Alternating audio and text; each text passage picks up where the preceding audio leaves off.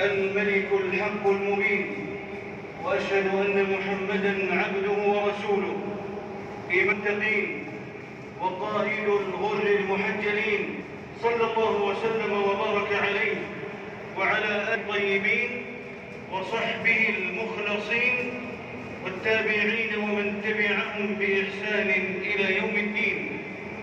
أما بعد، فأوصيكم بالتقوى أيها الناس، فهي أمنع حرز وأجمل لباس.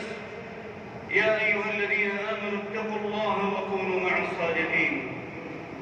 أيها المؤمنون، من أعظم ما يسمو إليه العبد ويسعى سعيه لنيله حب الله تعالى له، لأنه حب الخالق الملك العظيم لعبده، ومن بيده نفعه وضره وإحياؤه وإماتته وإغناؤه وإقناؤه.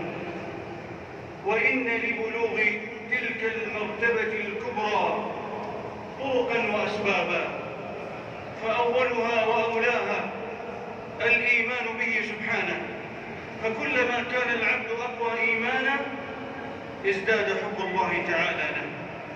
وتحقيق الإيمان يكون بالقلب واللسان والجوارح، وتحقيق الإيمان يكون بالقلب واللسان والجوارح.